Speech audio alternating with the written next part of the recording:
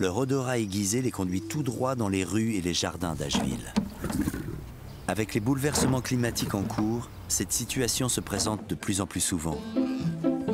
Les ours sont des omnivores opportunistes et aujourd'hui certains ne se donnent même plus la peine de regagner la forêt.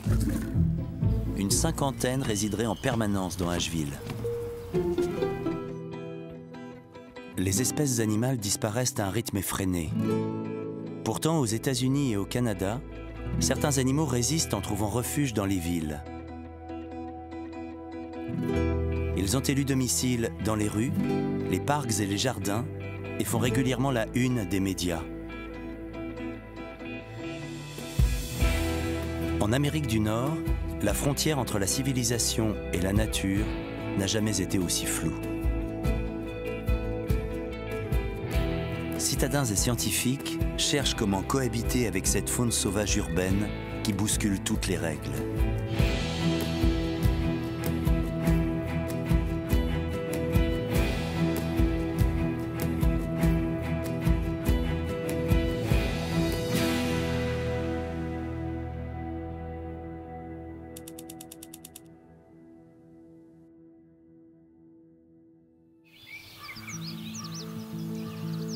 La côte est de l'Amérique du Nord, une immense forêt qui s'étend du Québec à la Floride. Un remarquable massif, reconnaissable à ses arbres à feuilles caduques, à l'ombre desquels vivent de nombreux animaux comme les ours noirs, les cerfs à queue blanche ou les ratons laveurs. Depuis des siècles, l'homme transforme ce paysage.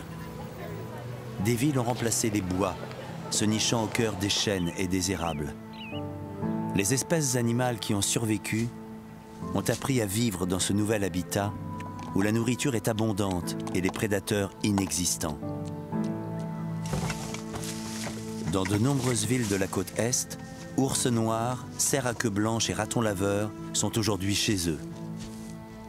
Citoyens et scientifiques s'efforcent de trouver des solutions pour que cette cohabitation profite aux hommes comme aux animaux.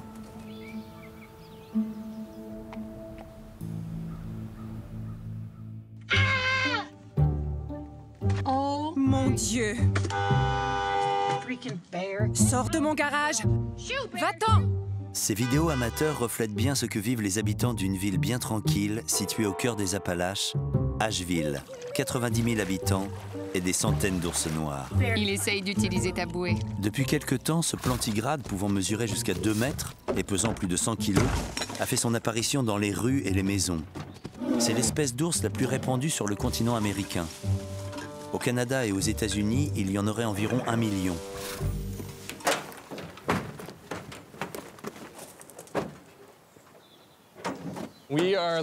Nous chargeons l'équipement pour aller voir un ours qui vit dans une tanière dans un arbre au nord d'Asheville. On est sur le point de partir. On a du matériel d'escalade, des civières pour porter l'ours s'il s'échappe. Nous avons des colliers GPS et des ordinateurs dans le camion. Nick Gould est chercheur à l'Université de Caroline du Nord. Depuis 2 ans, il mène un ambitieux programme de recherche pour comprendre ce que les ours noirs viennent chercher à Asheville. Originalité de son programme, s'appuyer sur les habitants en les éduquant sur le comportement des ours. Résultat, en quelques mois, il a réussi à construire un véritable réseau de scientifiques en herbe, ravis d'avoir des ours dans leurs rues.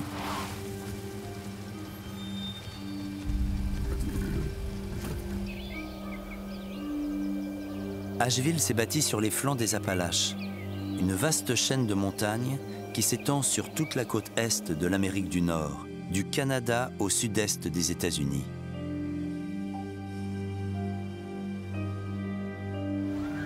De nombreux quartiers sont en pleine forêt tempérée, l'habitat préféré des ours noirs. Un habitat qui a été morcelé par les routes et les lotissements. Les ours sont restés, malgré les habitations, pour une raison très simple, la nourriture. Comme celle qu'ils trouvent dans les poubelles ou dans les mangeoires à oiseaux.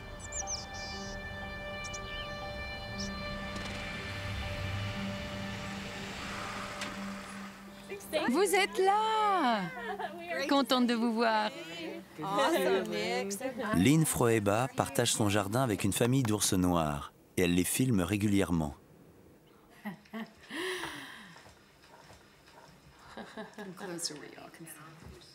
Elle dit à son petit, je ne te nourrirai pas tant que tu ne grimperas pas dans cet arbre.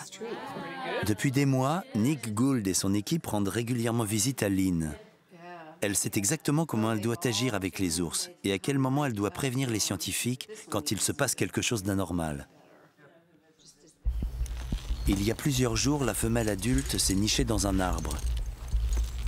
Elle n'est toujours pas redescendue et Lynn s'inquiète pour elle.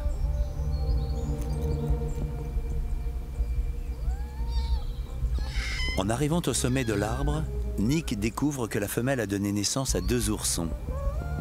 Il va devoir endormir la mère pour les examiner.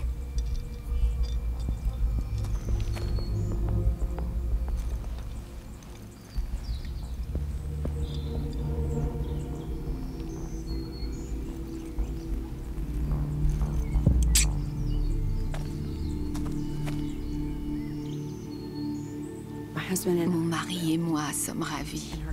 Et nos petits-enfants ont vu les ours jouer. Et il n'y a rien de plus mignon. Il y a 2 oursons. J'ai endormi la mère. Elle est stable. Mais à cause de la largeur de mes épaules, impossible d'atteindre les petits. J'envoie une personne plus petite pour voir si elle peut y arriver.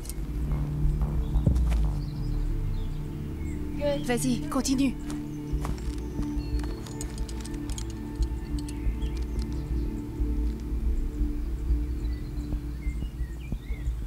Ouais. Ok. Colleen Olfenbüttel travaille avec Nick Gould. Elle va maintenant examiner les 2 oursons. C'est le plus petit ourson qu'on ait vu cette saison. Ces 2 petites femelles ont quelques jours à peine. Quand ils naissent, ils ont une fourrure très fine. Leurs oreilles et leurs yeux sont fermés. Leur mère Amiba a quelques mètres d'une habitation. Une preuve que ces ours ne craignent pas l'homme et sont très adaptables. Les premières études ont montré que les femelles urbaines sont plus fertiles que les ours sauvages. Dans les villes, elles trouvent plus facilement de la nourriture, elles ont plus de lait et peuvent nourrir plus d'oursons. Vous pouvez imaginer, depuis sa naissance, cet ours était dans le noir, bien au chaud dans sa tanière avec sa mère, comme ce que ressentent les nouveau-nés. Puis soudainement, on le sort à la lumière et il a froid. Tu as vu tes balançoires? Elles t'attendent. Les femelles urbaines passent également moins de temps à chercher à manger, ce qui leur permet de consacrer plus de temps à leurs petits. Donc, la longueur du corps se mesure du museau à la queue. 40 cm pour la longueur du corps. C'est une autre femelle. Celle-là a une tache blanche plus importante sur la poitrine.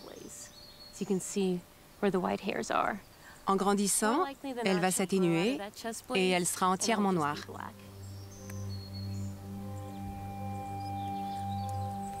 Les 2 oursons ont été marqués.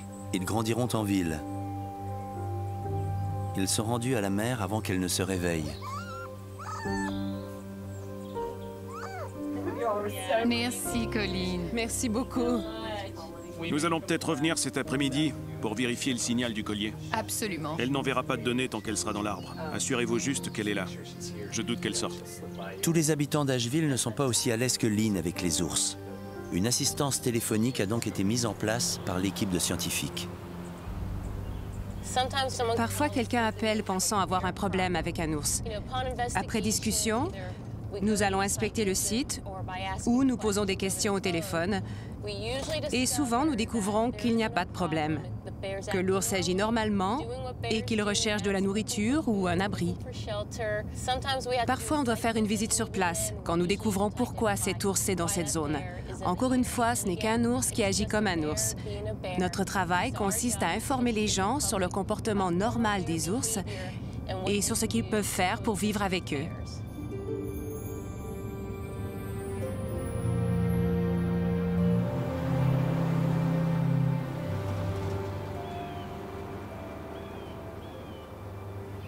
L'histoire du retour des ours en Caroline du Nord a commencé en 1970, quand l'État a imposé des sanctuaires interdisant la chasse sur les terres forestières nationales.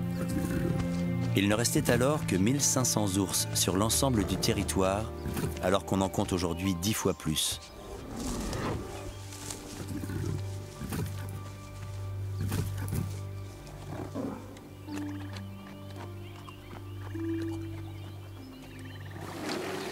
Nourriture abondante, tranquillité, le parc national des Great Smoky Mountains, où se situe Asheville, est l'une des aires protégées tempérées les plus riches et les plus diversifiées au monde.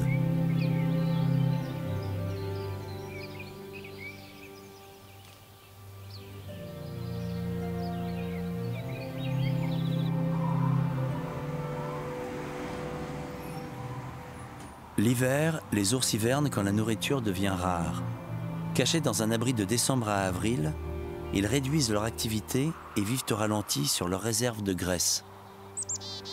Au printemps, quand ils sortent de leur torpeur, reconstituer leurs réserves est une priorité vitale. Un homme moyen a besoin de 2500 calories par jour. Un ours noir peut en consommer jusqu'à 20 000.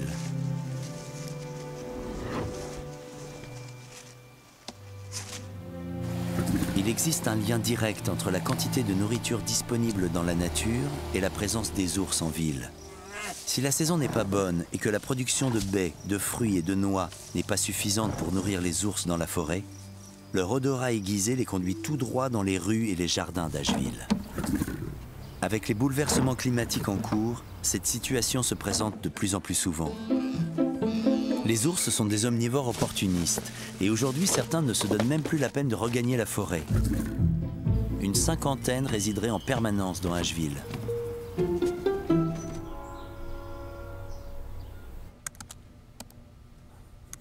Nick Gould et son équipe les ont presque tous équipés d'un collier GPS afin de mieux analyser tous leurs déplacements.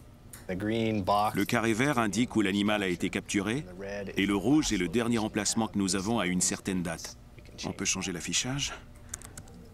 Ce qu'on voit maintenant, c'est l'emplacement du domaine vital de sa mère pendant 1 mois ou 2. Là, il est à la recherche d'un territoire pour s'installer. Et il n'a pas trouvé, donc il revient à Asheville. Finalement, cet ours cherche un endroit inoccupé, avec de la nourriture pour s'y installer. Et pourquoi pas y faire sa vie. L'étude de Nick Gould repose sur des captures d'ours. Elle s'appuie sur l'aide des habitants qui autorisent la pose de pièges dans leur jardin.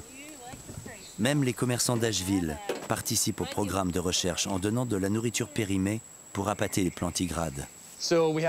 Nous avons des pièges sur des propriétés privées. Nous utilisons les messages laissés par les gens qui ont vu des ours dans leur jardin.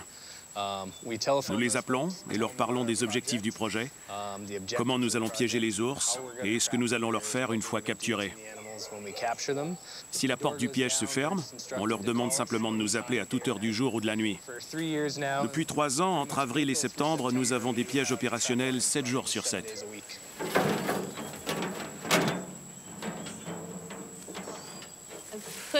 Je mets du gâteau à la fraise sur cet arbre pour parfumer la zone. L'autre avantage est qu'il y a tellement de sirop de maïs dans le produit que ça résiste vraiment à l'eau. Donc, s'il pleut pendant la nuit, nos appâts vont rester. Plus je le place haut, plus les vents vont propager l'odeur. Elle va se répandre sur environ 2 km et attirer les ours par ici, en espérant qu'ils entrent dans notre piège.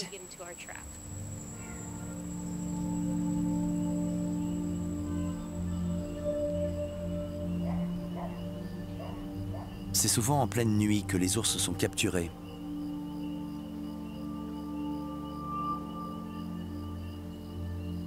Ce soir, un mâle a été pris au piège dans le jardin d'une maison. Il vient de recevoir un anesthésiant. Il est vraiment endormi. D'habitude, ça prend entre 10 à 20 minutes. Mais lui, il n'a eu besoin que de 5.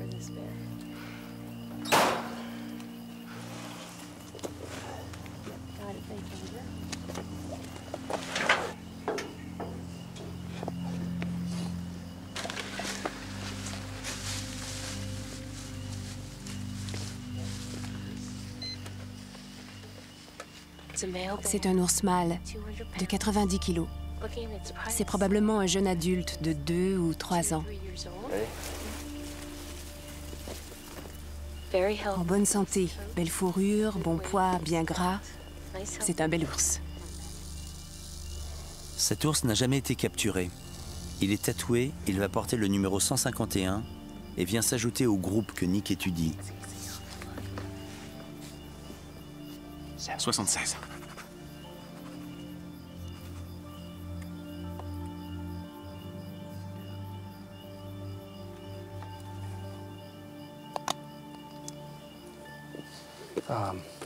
Nous ne lui avons pas mis de collier parce que c'est un jeune mâle de 2 ou 3 ans. Et nous essayons de garder le reste des colliers que nous avons pour les femelles. Toutes ces manipulations se font sous les yeux des propriétaires de la maison. J'aime que les ours soient aux alentours. Je n'ai pas peur. Ils ne m'ont jamais dérangée et j'habite ici depuis 1967. Vous pouvez le toucher. Nous mettons des gants, mais c'est seulement pendant que nous le manipulons. Pour nous, c'est important d'associer les propriétaires lorsque nous avons fini d'examiner l'ours. Nous les amenons le voir et le toucher. Pour nous, ils font partie de ce projet, comme nous et comme les ours. Salut, voisin. C'est notre façon de les aider à se connecter aux animaux qu'ils voient parfois dans leur jardin depuis une journée, une semaine ou même des mois.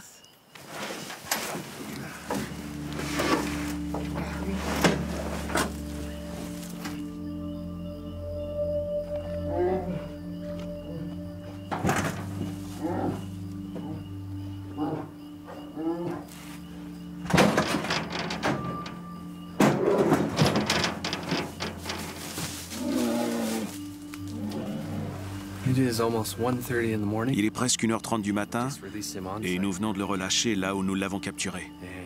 Il est sorti d'un coup. Nous allons attendre que son émetteur GPS nous envoie des données. Maintenant, nous pouvons rentrer nous coucher.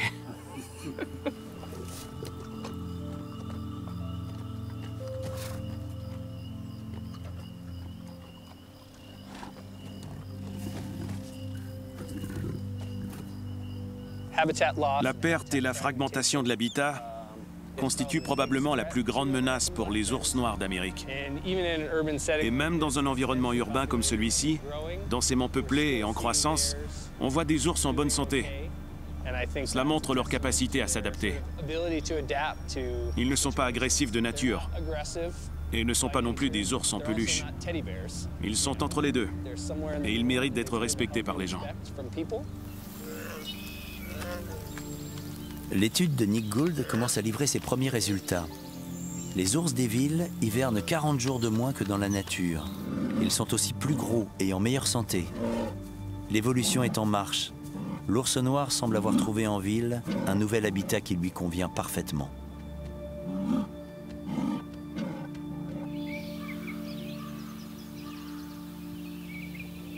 Et les ours ne sont pas les seuls à avoir pris leurs habitudes dans les cités nord-américaines. À 1600 km au nord d'Asheville, à Montréal, au Canada, une créature beaucoup plus petite fait des siennes.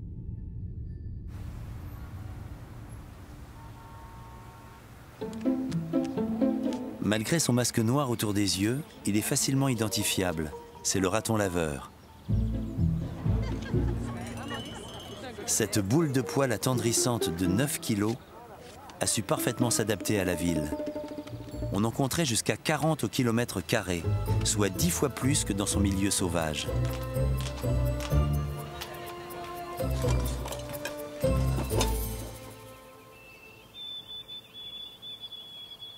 À l'origine, c'est ici, dans les forêts tempérées du sud du Canada et du nord-est des États-Unis, que vit le raton laveur, au milieu des chênes, des hêtres et des érables.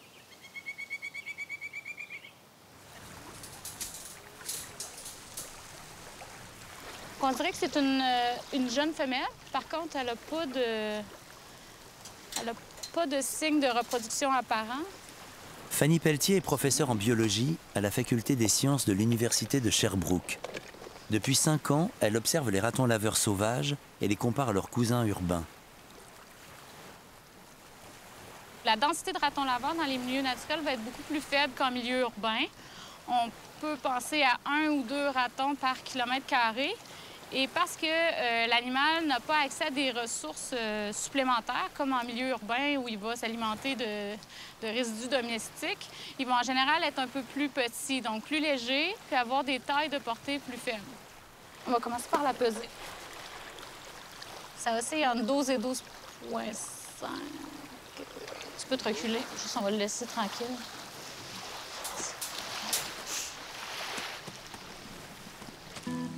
Contrairement aux idées reçues, le raton laveur n'utilise pas ses pattes pour laver sa nourriture, mais pour manger, creuser ou s'agripper. Il est omnivore. Dans cette forêt, il se nourrit de baies, de glands, de racines et de tubercules, mais aussi de rongeurs, d'œufs d'oiseaux, d'écrevisses, de grenouilles et de poissons.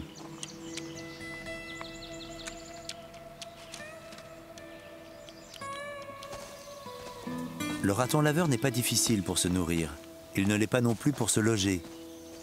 Arbres creux, souches, rondins, cavernes ou terriers inoccupés sont des abris qu'il affectionne particulièrement.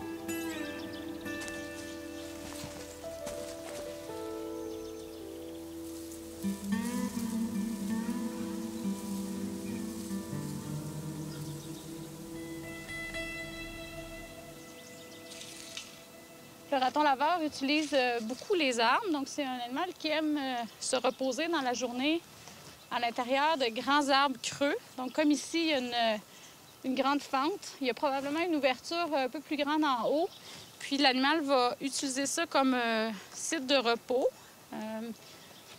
Des fois, ils vont même utiliser ces arbres-là pour mettre bas.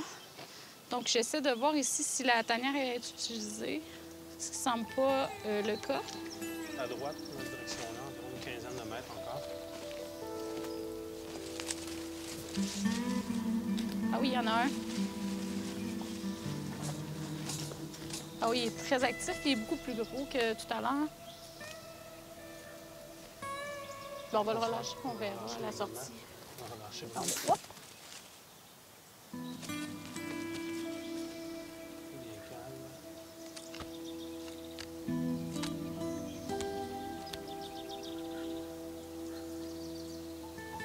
C'est un super grimpeur.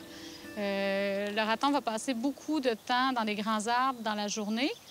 En fait, il va probablement rester là toute l'après-midi jusqu'à ce que le jour commence à tomber. Puis là, il va redescendre pour continuer sa quête alimentaire puis faire ses activités.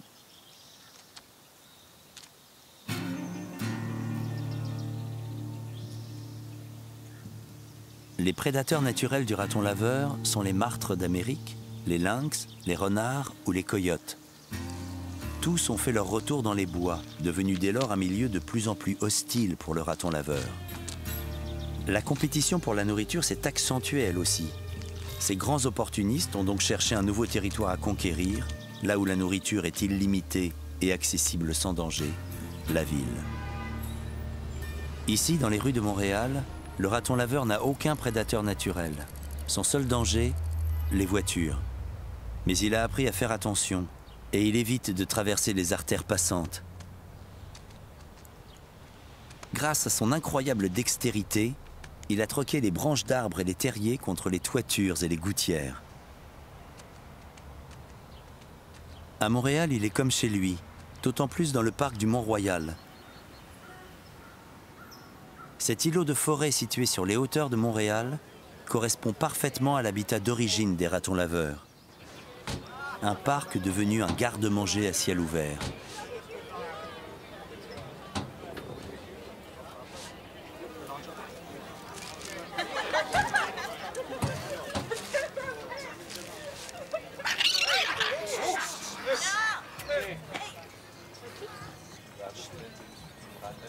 Bonjour, monsieur.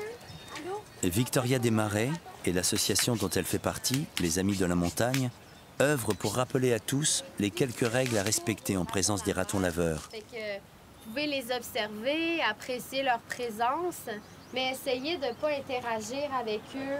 Ça se peut que vous voyez mes collègues en train de faire peur aux ratons. pour les repousser puis essayer de déconstruire le lien qu'ils ont pu créer avec l'homme.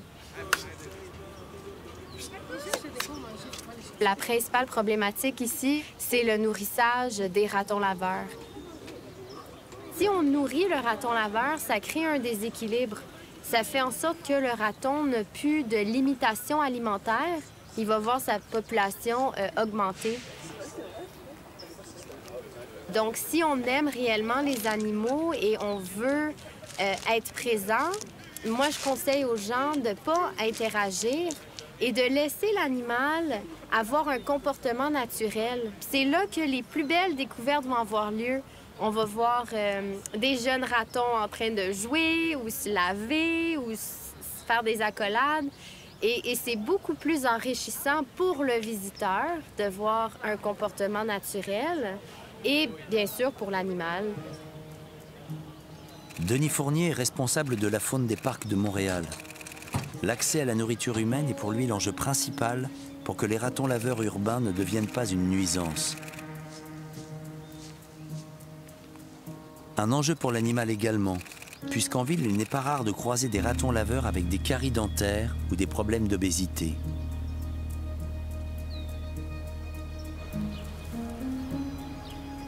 Les ratons laveurs de Montréal sont donc devenus des experts en ouverture de poubelles.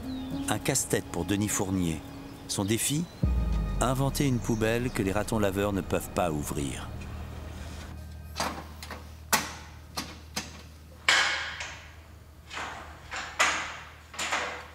Le raton laveur est un animal extrêmement agile avec ses doigts. Il peut facilement ouvrir des dispositifs simples avec ses mains. Alors, je suis en train de tester un nouveau dispositif de couvercle de poubelle anti-raton laveur. Ce qu'il faut, c'est que le raton laveur ne puisse pas pénétrer à l'intérieur pour s'approprier de la nourriture. Mais en même temps, il faut que l'humain soit capable de l'ouvrir facilement aussi. C'est le même principe ici. Il y a deux interactions. Il faut pousser ici et lever le couvercle pour que l'animal ait accès à la nourriture à l'intérieur. Alors, c'est sûr que deux interactions, c'est l'idéal, hein? Mais souvent, les ratons laveurs apprennent à l'ouvrir. Celui qui a réussi à l'ouvrir va montrer par ses gestes à d'autres ratons laveurs, par mimétisme, comment ouvrir le mécanisme. Alors, éventuellement, il va pouvoir peut-être en venir à trois actions, trois interactions, mais là, ça devient compliqué pour l'humain aussi.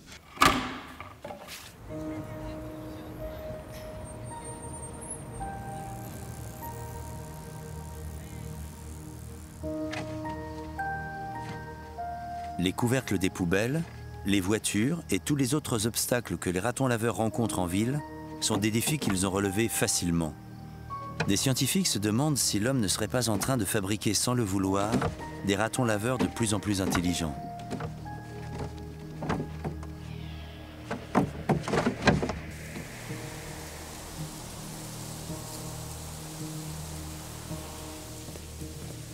Suzanne McDonald est docteure en comportement animal. Elle compare depuis 20 ans les capacités cognitives des ratons laveurs des villes et des ratons laveurs des champs.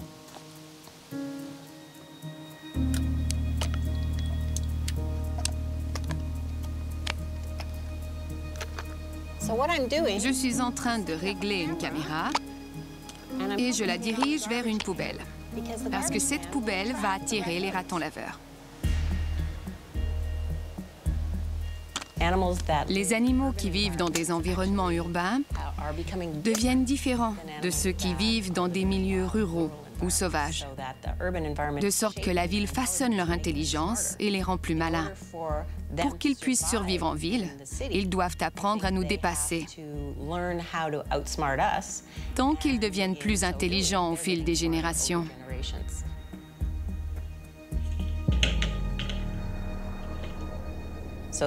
Donc, ces animaux qui découvrent comment entrer dans nos poubelles et nos greniers et vivre avec nous transmettront leurs gènes d'intelligence à leurs bébés.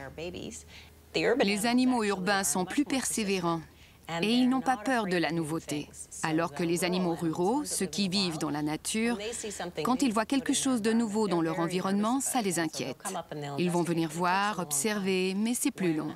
Quand un animal urbain voit quelque chose de nouveau, il y va immédiatement. Nous appelons cela la néophilie. Ils aiment la nouveauté. La plupart des animaux sont des néophobes.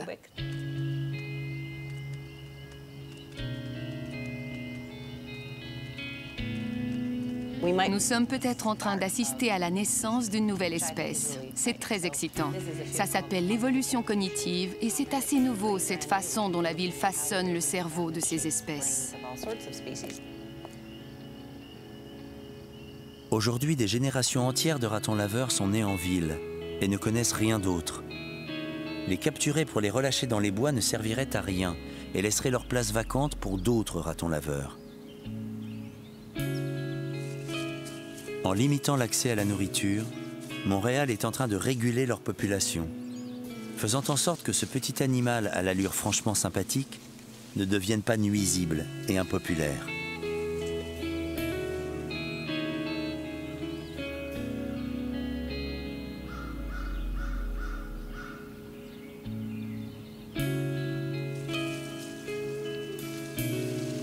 Nuisible et impopulaire, c'est malheureusement ce qui est en train d'arriver à l'icône des forêts américaines, le cerf à queue blanche.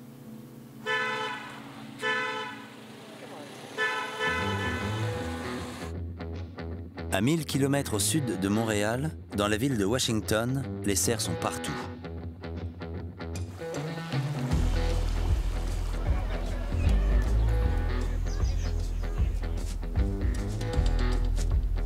Banlieue, quartier résidentiel, certains s'aventurent même dans le métro de la capitale américaine.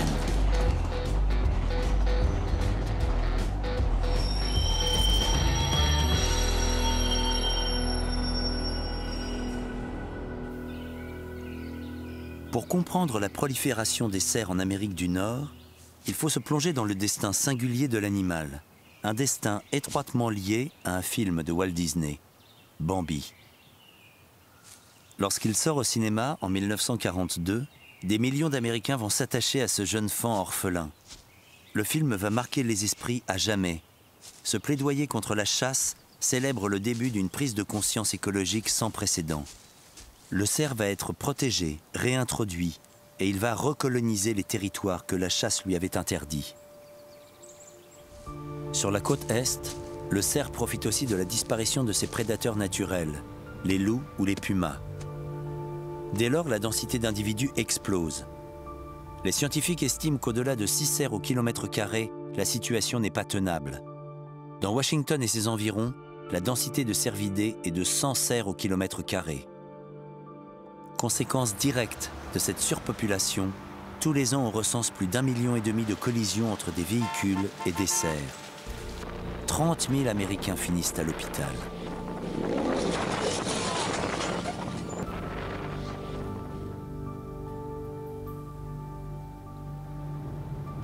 Bridget Donaldson est chercheuse. Elle étudie toutes les mesures possibles pour éviter ces accidents, qui tuent 200 personnes chaque année en Amérique du Nord.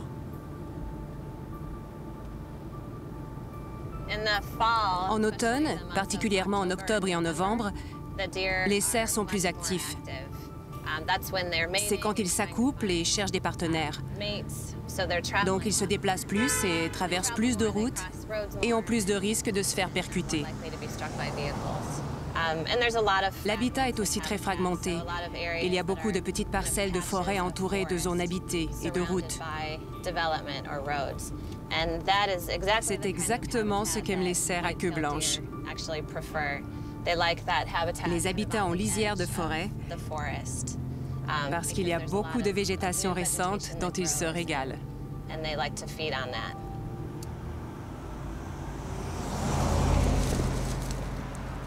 Une des premières mesures de Bridget Donaldson, faire construire une barrière de plusieurs kilomètres le long d'une voie rapide. C'est une section clôturée. S'il y a des cerfs, ils sont piégés derrière la clôture, au bord de la route. Ça aide à les canaliser et ça les pousse à sauter là-bas. Ils sont redirigés de cette façon. Ça les conduit à une section de clôture moins haute que les cerfs peuvent facilement sauter. La pente est assez raide de l'autre côté. L'idée, c'est qu'ils restent du côté des bois et non du côté de la route.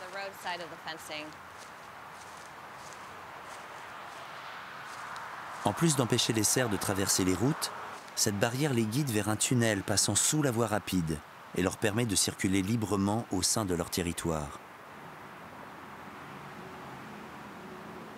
L'étude de Bridget s'appuie sur des photos prises aux abords des routes.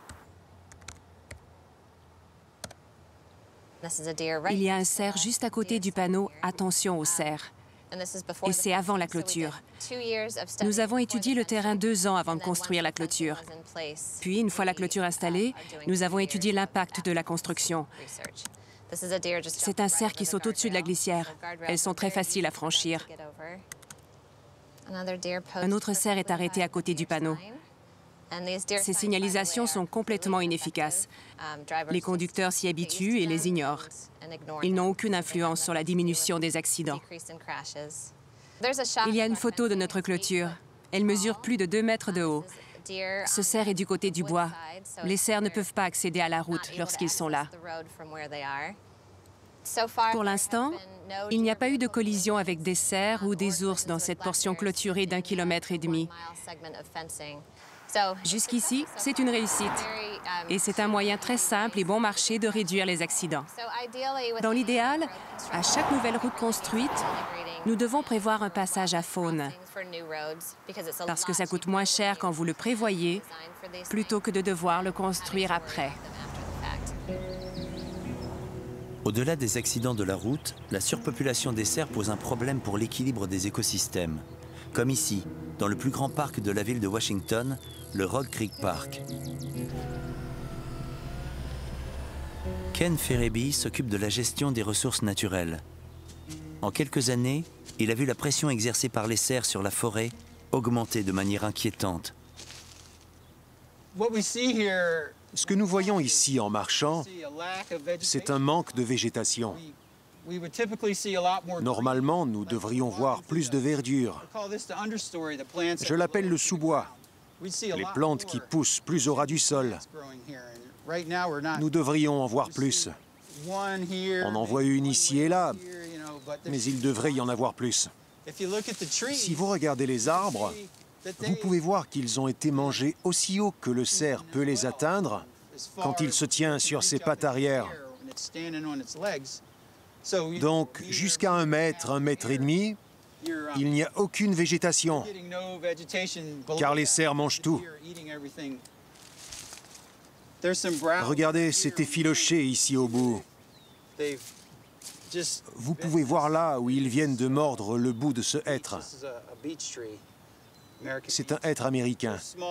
Il devrait y avoir un petit bourgeon au bout de cette branche pour le printemps prochain.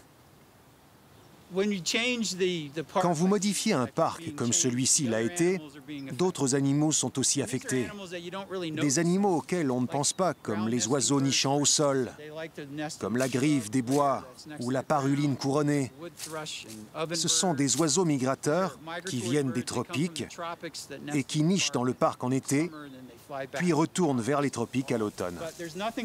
Mais il n'y a plus rien pour eux maintenant. Alors, au lieu de s'arrêter ici en été, ils poursuivent leur route à la recherche d'un autre endroit. Les changements affectent aussi d'autres animaux comme les reptiles, les amphibiens, les serpents et les grenouilles. Ces animaux sont aussi touchés. Ils devront peut-être déménager dans une autre région, modifier leur lieu de vie. Tout est affecté, tout est lié.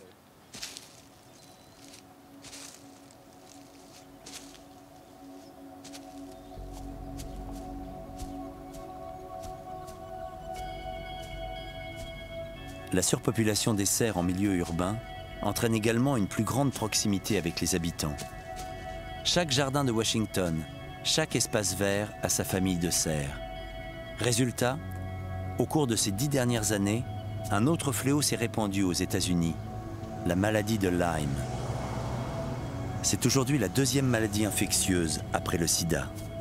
Elle est directement transmise par la morsure de la tique de cerf, un arachnide acarien.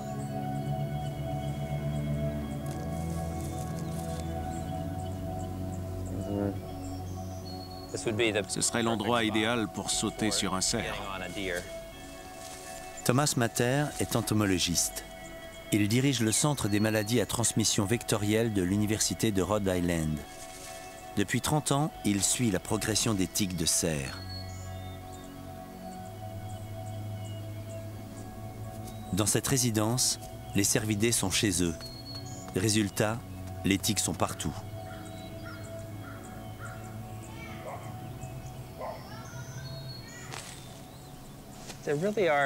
Il y a vraiment plus de tiques et dans plus d'endroits, principalement à cause du cerf à queue blanche. Dans Rhode Island, par exemple, chaque cerf nourrit suffisamment de ses tiques au stade adulte.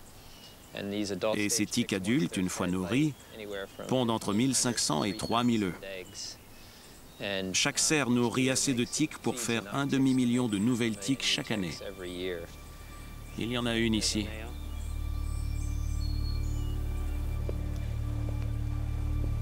Dans son laboratoire, Thomas Matter étudie toutes les maladies que les tiques peuvent transmettre à l'homme. La maladie de Lyme est la plus dangereuse. Quand elle n'est pas traitée à temps, elle peut entraîner des paralysies, des troubles cardiovasculaires ou neurologiques.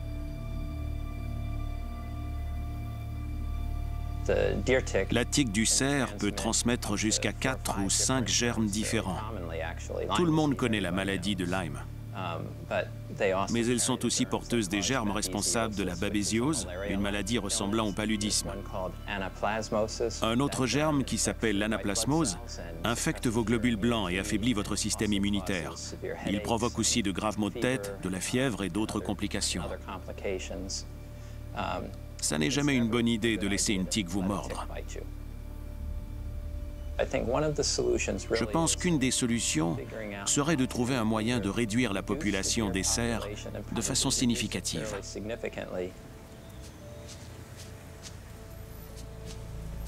Pour tenter de résoudre les problèmes posés par les cerfs, de nombreuses villes autorisent les chasseurs à les abattre. Chaque année, 6 millions de cerfs sont éliminés. Pas assez pour les empêcher de continuer à se multiplier à travers le pays.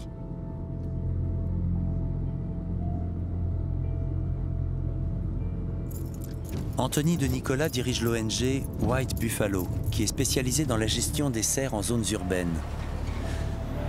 Il a été appelé dans ce quartier résidentiel où les riverains sont excédés par la présence des cerfs en surnombre.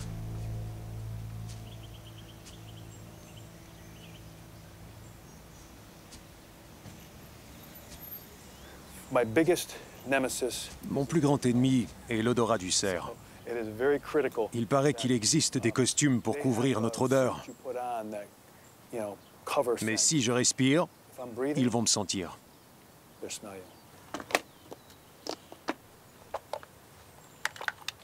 Anthony charge son fusil avec des fléchettes anesthésiantes. Depuis une semaine, avec son ONG, il mène une campagne de capture de biches pour les stériliser. Depuis 2 ans, cette technique se pose à travers les États-Unis en véritable alternative à la chasse.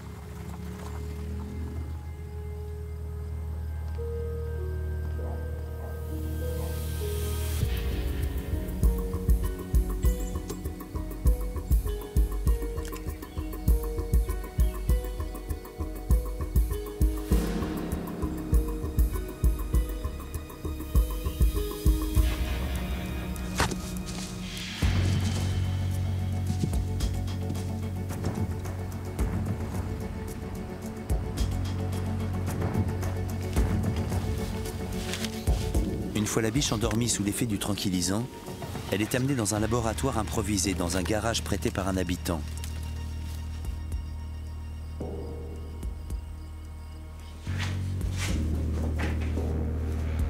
Un vétérinaire va alors pratiquer une ablation des ovaires pour que la femelle ne puisse plus se reproduire. Il s'agit donc d'un cerf à queue blanche adulte qui subit une ovariectomie. Nous retirons donc les ovaires pour qu'elles soient stériles. Cela fait partie du projet de contrôle de la fertilité de l'espèce.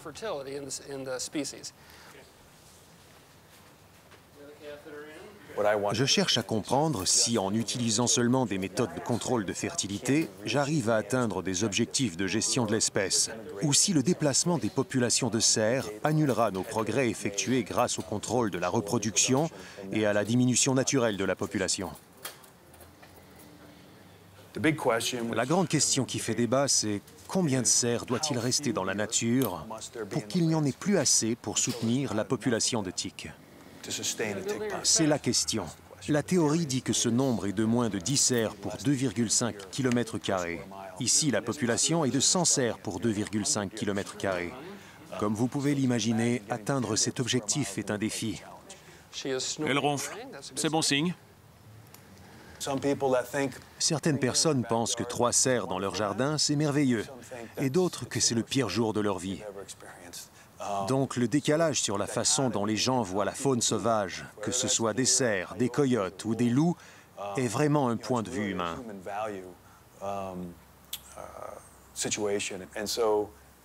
Donc les gens doivent être plus tolérants et trouver un équilibre quant au nombre d'animaux sauvages que nous autorisons dans cet espace que nous partageons avec eux. Maintenant, je suis sûr qu'elle est stérile.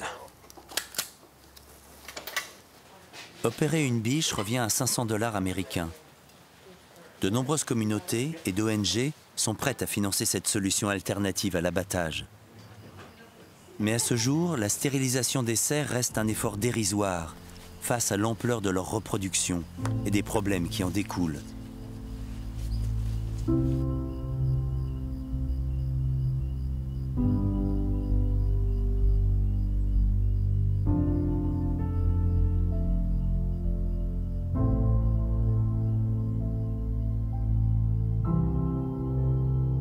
L'homme a permis à la grande forêt de l'Est de repousser, mais il y a construit des villes immenses et toujours plus de routes.